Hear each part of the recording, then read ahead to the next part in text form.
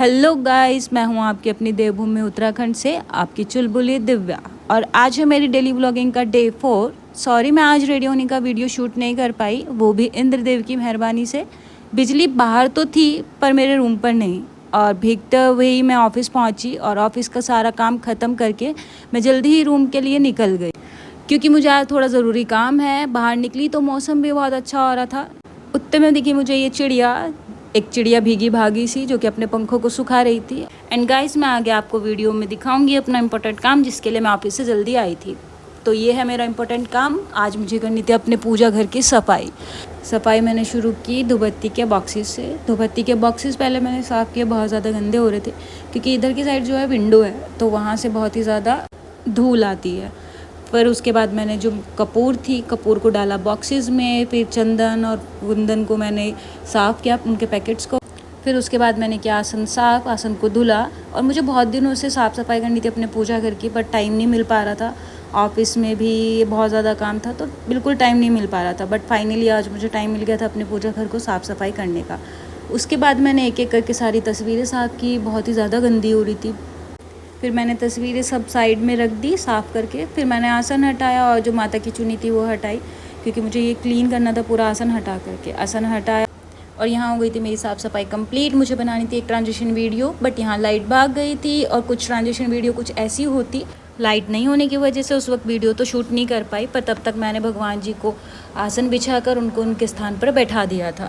फिर मैंने किया थोड़ा लाइट आने का वेट, बट लाइट बहुत देर तक नहीं आई थी, बहुत देर से भागी हुई थी। फिर जैसे ही लाइट आई तो सबसे पहले मैंने की पूजा, जो कि मेरा डेली रूटीन है। आपने मेरे डेली वीडियोस में देखा भी होगा कि मैं पूजा कभी भी स्किप नहीं करती हूँ। हाँ, लेकिन एक दो कंडीशन में कभी कभी स्किप हो भी जाती है, जब मैं बाहर होती हूँ तो। लेकिन मैं मन के अंदर भगवान जी को याद कर लेती हूँ, क्योंकि मम्मी कहती है कि भगवान जी को दिल से याद करना चाहिए, और भगवान जी हर जगह होते हैं। और अगर आप दिल से याद करो तो भगवान जी हर जगह हैं।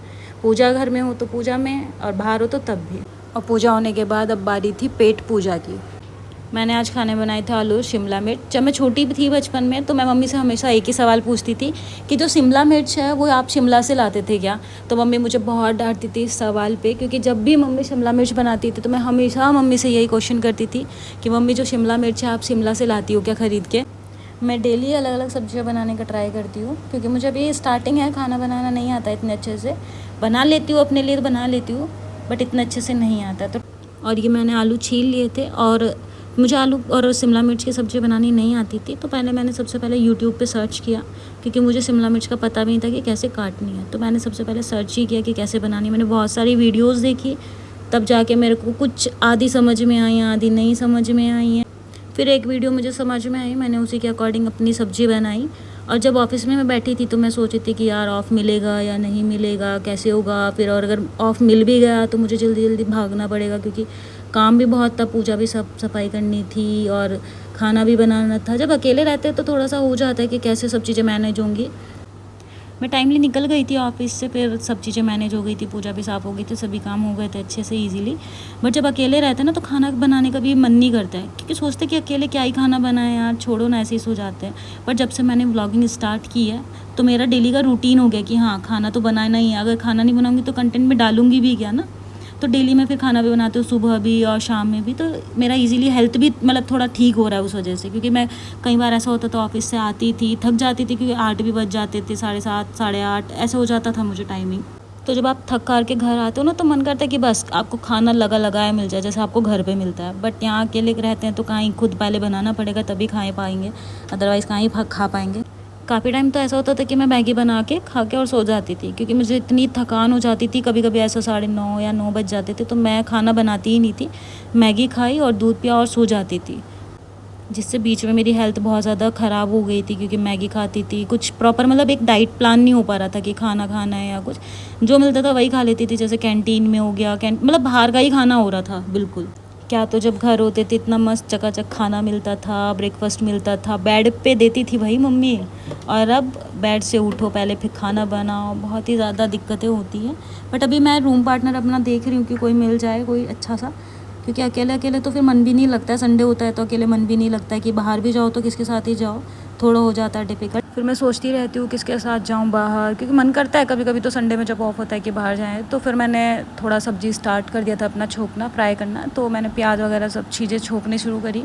और यहाँ मुझे खाना बनाते हुए बहुत ज़्यादा नींद आ रही थी, क्योंकि मैं बहुत ज़्यादा थक भी गई थी और लेट भी हो गया था बहुत ज़्यादा, 11 साढ़े 11 के अराउंड हो गए थे। तो मुझे नींद आ रही थी बहुत ही ज़्यादा, और मेरी आंखें बंद हो रही थी बिल्कुल, गर्दन में भी बहुत दर्द हो रहा था, बैक पेन हो रहा था बहुत ज़्यादा।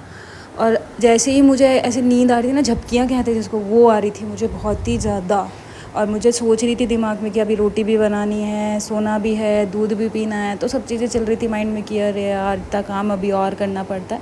तो तब घर होते तो ऐसा नहीं होता इतनी टेंशन, क्योंकि मम्मी होती है, मम्मी खाना बना रही होती है।